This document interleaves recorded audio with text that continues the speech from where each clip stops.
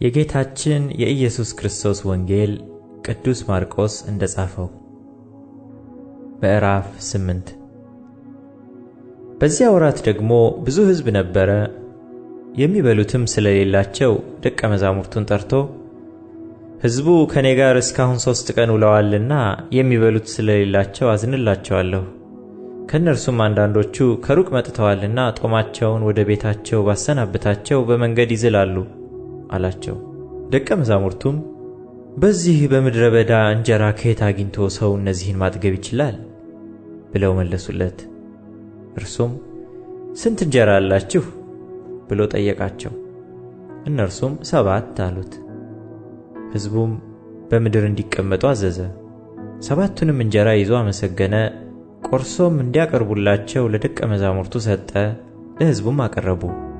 ጥቂትም ትንሽ ዓሣ ነበራቸው፣ ባረከውም፣ ይህንም ደግሞ እንዲያቀርቡላቸው አዘዘ።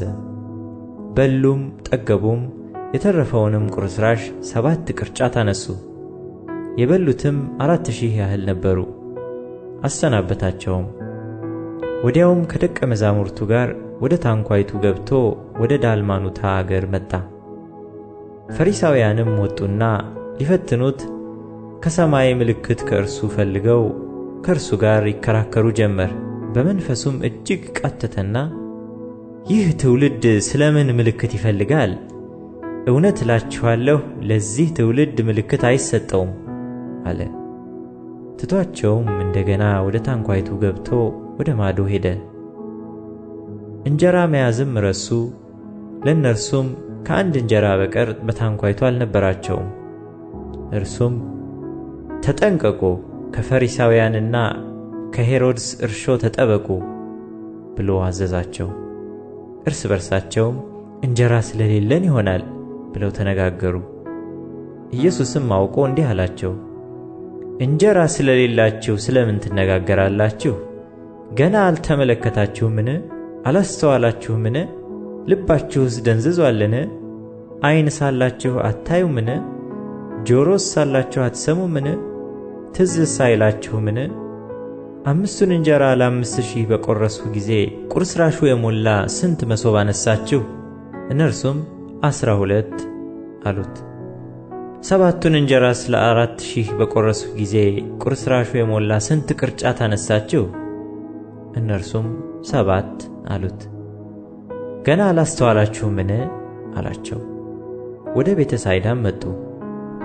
ዕውርም አመጡለት፣ እንዲዳስሰውም ለመኑት። ዕውሩንም እጁን ይዞ ከመንደር ውጭ አወጣው። በዓይኑም ተፍቶበት እጁንም ጭኖበት አንዳች ታያለህን ብሎ ጠየቀው። አሻቅቦም ሰዎች እንደ ዛፍ ሲመላለሱ አያለሁ አለ። ከዚያም በኋላ ደግሞ እጁን በዓይኑ ላይ ጫነበት፣ አጥርቶም አየ፣ ዳነም። ከሩቅም ሳይቀር ሁሉን ተመለከተ። ወደ ቤቱም ሰደደውና ወደ መንደሩ አትግባ፣ በመንደሩም ለማንም አንዳች አትናገር አለው። ኢየሱስና ደቀ መዛሙርቱም በፊልጶስ ቂሳርያ ወዳሉ መንደሮች ወጡ። በመንገድም ሰዎች እኔ ማን እንደሆንሁ ይላሉ ብሎ ደቀ መዛሙርቱን ጠየቃቸው። እነርሱም መጥምቁ ዮሐንስ፣ ሌሎችም ኤልያስ፣ ሌሎችም ከነቢያት አንዱ ብለው ነገሩት። እናንተስ እኔ ማን እንደሆንሁ ትላላችሁ ብሎ ጠየቃቸው። ጴጥሮስም አንተ ክርስቶስ ነህ ብሎ መለሰለት። ስለ እርሱም ለማንም እንዳይናገሩ አዘዛቸው። የሰው ልጅ ብዙ መከራ ሊቀበል ከሽማግሌዎችም ከካህናት አለቆችም ከጻፎችም ሊጣል ሊገደልም ከ3 ቀንም በኋላ ሊነሣ እንዲገባው ያስተምራቸው ጀመር። ቃሉንም ገልጦ ይናገር ነበር። ጴጥሮስም ወደ እርሱ ወስዶ ይገሥጸው ጀመር። እርሱ ግን ዘወር አለ።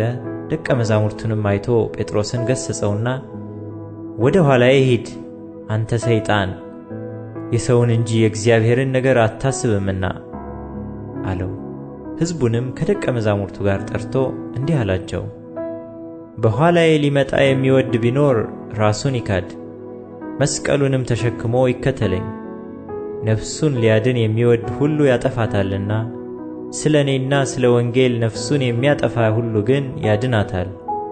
ሰው ዓለምን ሁሉ ቢያተርፍ ነፍሱንም ቢያጎድል ምን ይጠቅመዋል? ሰውስ ስለ ነፍሱ ቤዛ ምን ይሰጣል? በዚህም በዘማዊና በኃጢአተኛ ትውልድ መካከል በእኔና በቃሌ የሚያፍር ሁሉ የሰው ልጅ ደግሞ በአባቱ ክብር ከቅዱሳን መላእክት ጋር በመጣ ጊዜ በእርሱ ያፍርበታል።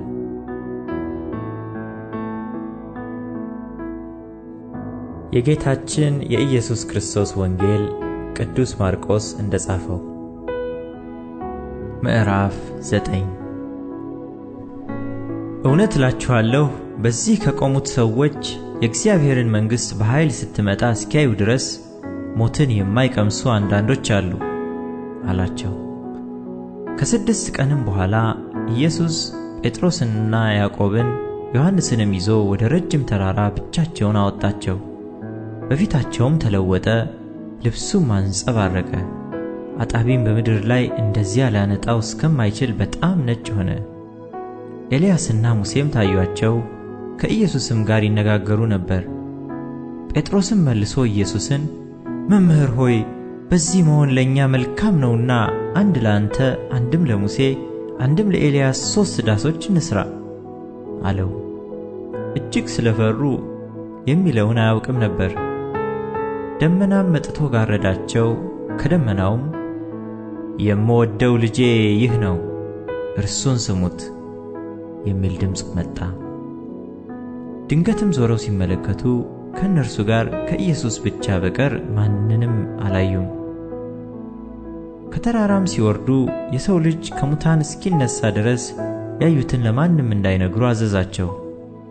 ቃሉንም ይዘው ከሙታን መነሳት ምንድር ነው እያሉ እርስ በርሳቸው ተጠያየቁ። እነርሱም ኤልያስ አስቀድሞ ሊመጣ እንዲገባው ጻፎች ስለምን ይላሉ ብለው ጠየቁት። እርሱም መልሶ ኤልያስማ አስቀድሞ ይመጣል፣ ሁሉንም ያቀናናል፣ ስለ ሰው ልጅም እንዴት ተብሎ ተጽፏል፣ ብዙ መከራ እንዲቀበል እንዲናቅም። ነገር ግን እላችኋለሁ ኤልያስ ደግሞ መጥቷል፣ ስለ እርሱም እንደተጻፈ የወደዱትን ሁሉ አደረጉበት አላቸው። ወደ ደቀ መዛሙርቱም በመጣ ጊዜ ብዙ ሕዝብ ሲከቧቸው፣ ጻፎችም ከእነርሱ ጋር ሲከራከሩ አየ። ወዲያውም ሕዝቡ ሁሉ ባዩት ጊዜ ደነገጡ፣ ወደ እርሱም ሮጠው እጅ ነሱት። ጻፎችንም ስለምን ከእነርሱ ጋር ትከራከራላችሁ ብሎ ጠየቃቸው። ከሕዝቡ አንዱ መልሶ መምህር ሆይ ዲዳ መንፈስ ያደረበትን ልጄን ወደ አንተ አምጥቻለሁ። በያዘውም ስፍራ ሁሉ ይጥለዋል፣ አረፋም ይደፍቃል፣ ጥርሱንም ያፋጫል፣ ይደርቃልም። እንዲያወጡለትም ለደቀ መዛሙርት ነገርኋቸው፣ አልቻሉምም አለው። እርሱም መልሶ የማታምን ትውልድ ሆይ እስከ መቼ ከእናንተ ጋር እኖራለሁ? እስከ መቼ ስታገሳችኋለሁ? ወደ እኔ አምጡት አላቸው። ወደ እርሱም አመጡት። እርሱንም ባየ ጊዜ ያ መንፈስ ወዲያው አንፈራገጠው፣ ወደ ምድርም ወድቆ አረፋ እየደፈቀ ተንፈራፈረ። አባቱንም ይህ ከያዘው ስንት ዘመን ነው ብሎ ጠየቀው። እርሱም ከሕፃንነቱ ጀምሮ ነው፣ ብዙ ጊዜም ሊያጠፋው ወደ እሳትም ወደ ውሃም ጣለው። ቢቻልህ ግን እዘንልን እርዳንም አለው። ኢየሱስም ቢቻልህ ትላለህ? ለሚያምን ሁሉ ይቻላል አለው።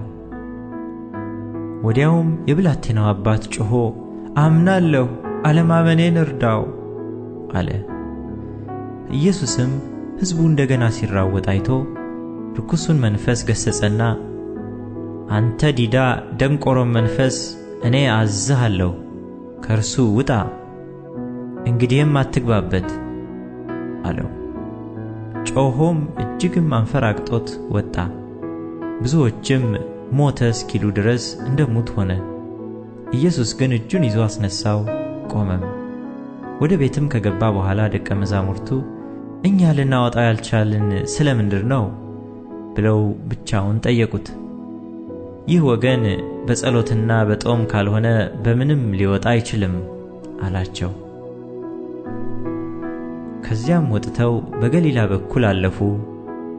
ደቀ መዛሙርቱንም ያስተምር ስለነበር ማንም ያውቅ ዘንድ አልወደደም። ለእነርሱም የሰው ልጅ በሰዎች እጅ አልፎ ይሰጣል፣ ይገድሉትማል፣ ተገድሎም በሦስተኛው ቀን ይነሳል ይላቸው ነበር። እነርሱም ነገሩን አላስተዋሉም፣ እንዳይጠይቁትም ፈሩ። ወደ ቅፍርናሆምም መጣ። በቤትም ሆኖ በመንገድ እርስ በርስ ምን ተነጋገራችሁ ብሎ ጠየቃቸው። እነርሱ ግን በመንገድ ከሁሉ የሚበልጥ ማን ይሆን ተባብለው ነበርና ዝም አሉ። ተቀምጦም 12ቱን ጠርቶ ሰው ፊተኛ ሊሆን ቢወድ ከሁሉ በኋላ የሁሉም አገልጋይ ይሁን አላቸው። ሕፃንም ይዞ በመካከላቸው አቆመው። አቅፎም እንደዚህ ካሉ ሕፃናት አንዱን በስሜ የሚቀበል ሁሉ እኔን ይቀበላል፣ የሚቀበለኝም ሁሉ የላከኝን እንጂ እኔን አይቀበልም አላቸው። ዮሐንስም መልሶ መምህር ሆይ አንድ ሰው በስምህ አጋንንትን ሲያወጣ አየነው፣ ስለማይከተለንም ከለከልነው አለው። ኢየሱስ ግን አለ በስሜ ተአምር ሰርቶ በቶሎ በእኔ ላይ ክፉ መናገር የሚችል ማንም የለምና አትከልክሉት። የማይቃወመን እርሱ ከእኛ ጋር ነውና። የክርስቶስ ስለሆናችሁ በስሜ ጽዋ ውሃ የሚያጠጣችሁ ሁሉ ዋጋው እንዳይጠፋበት እውነት እላችኋለሁ።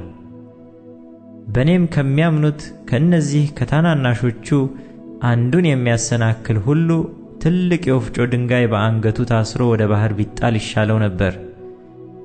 እጅህ ብታሰናክልህ ቁረጣት። 2 እጅ ኖሮህ ትላቸው ወደማይሞትበት እሳቱም ወደማይጠፋበት ወደ ገሃነም ወደማይጠፋ እሳት ከመሄድ ጉንድሽ ሆነህ ወደ ሕይወት መግባት ይሻላል። እግርህ ብታሰናክልህ ቁረጣት።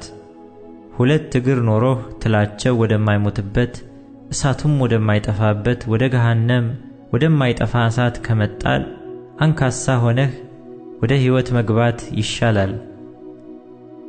ዓይንህ ብታሰናክልህ አውጣት። 2 ዓይን ኖሮህ ትላቸው ወደማይሞትበት እሳቱም ወደማይጠፋበት ወደ ገሃነመ እሳት ከመጣል አንዲት ዓይን ኖራህ ወደ እግዚአብሔር መንግሥት መግባት ይሻልሃል። ሰው ሁሉ በእሳት ይቀመማልና መሥዋዕትም ሁሉ በጨው ይቀመማል። ጨው መልካም ነው። ጨው ግን አልጫ ቢሆን በምን ታጣፍጡታላችሁ? በነፍሳችሁ ጨው ይኖርባችሁ፣ እርስ በርሳችሁም ተስማሙ።